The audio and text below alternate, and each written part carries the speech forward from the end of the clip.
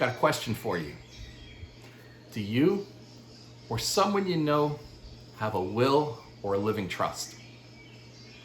Do you know that there's a chance that it may be worth no more than the paper it's written on?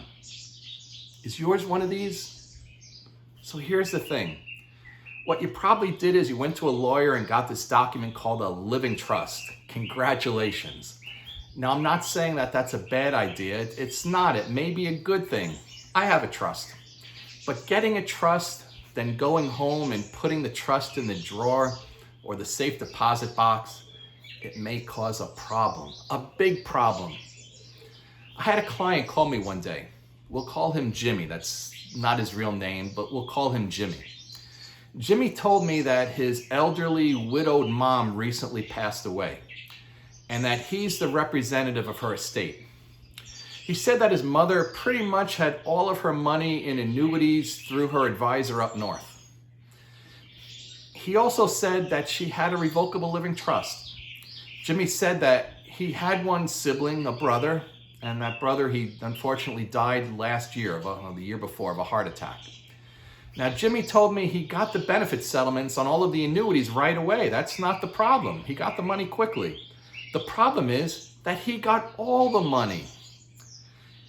He said that when he went over the trust, his mother's trust, it stated that his brother's portion, if he died before his mother did, was supposed to go to his brother's two kids, which in this case was Jimmy's niece and nephew.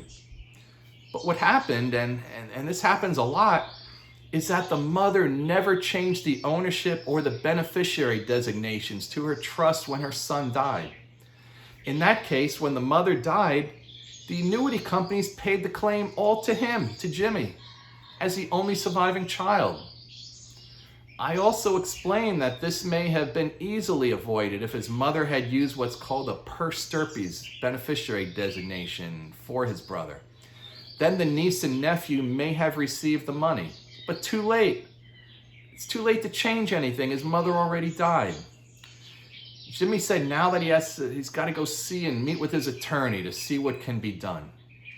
Not the ideal situation, not at all.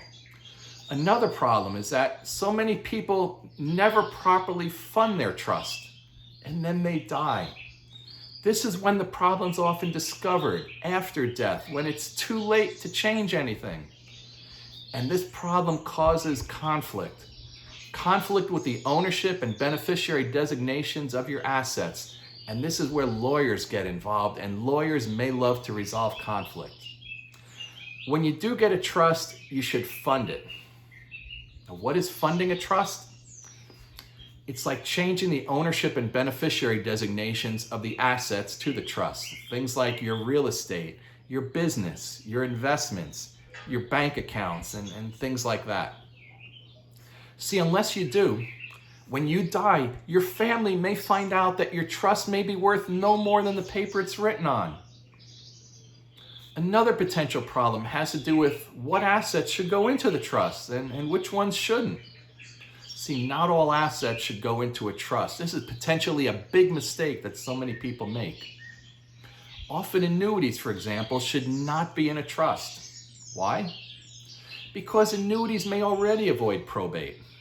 The problem is that when you have an annuity and it's owned by a trust, it may generate a taxable event when one was not intended at all.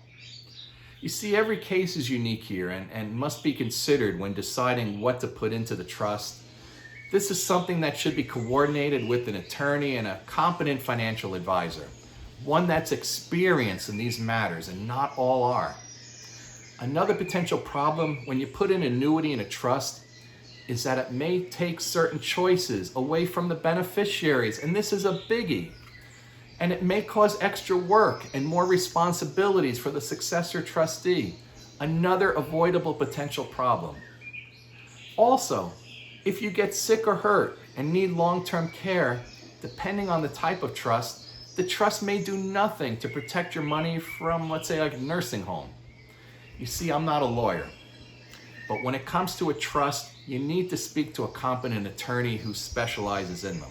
And then coordinate everything with the right type of financial advisor. Preferably You should consider one with either the CHLC, the CLU, or the CFP. That's Chartered Financial Consultant, Chartered Life Underwriter, or Certified Financial Planner designations. How do you know if yours is? Look at their business card. If they're one of these, it'll say CLU, CHFC, or CFP right after their name. This is very important. If done wrong, a trust can cause potential havoc to your spouse's retirement security rather than enhance it. However, when done correctly, a trust could be a valuable estate planning asset. Okay, a couple last things. First, can you do me a favor? Can you hit the like button and the subscribe button? Then if you see something that interests you and you watch it, not a problem. You can take the advice from it, or if it's a topic that doesn't interest you, go on forward. Second, all of the information on my channel comes from one of my 2 most recent books. Let's say you don't want to wait around to see all these different episodes and you want to take some of this information and put it to use right away. You can get both of these books. You see them here, you see them on the shelves above. They're both available on Amazon.com. Now, when you get the books, you just search Ralph Loffredo. That's RALPH-LOFFREDO. Now, when you get the books, you're going to see they're not a novel at all. They're written more in like an outline form.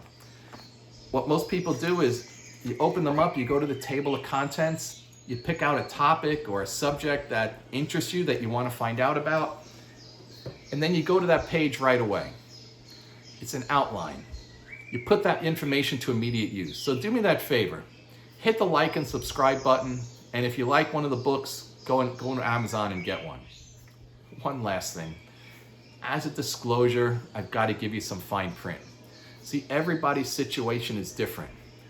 It reminds me of when I used to go see this one doctor. I'd walk into the exam room and the doctor would say, "Ralph, what's a good investment?" And I'd always answer, "Doctor, what's a good medicine?" You see, what might work well for one person may not work well for someone else, and may even be dangerous for someone else.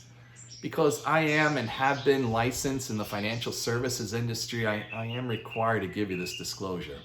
See, no information that I'm giving to you or that is on this channel is in any way a solicitation for the purchase of any securities or insurance product or service. The information on this channel is for entertainment purposes only.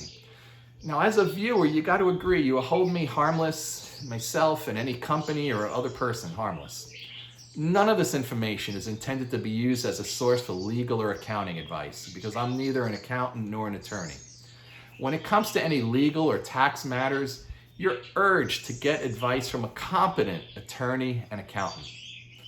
Also, some suggestions or ideas or maybe information presented on this channel may have inadvertently introduced practices or information or strategies that may be unlawful in certain states or areas.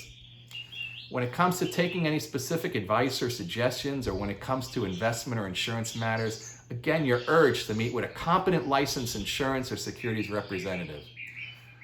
I'm not responsible, nor do I guarantee any specific or suggested amount of success, financial or otherwise, or any retirement security, or any leadership or power or wealth that might be obtained by you, the viewer, or any other person.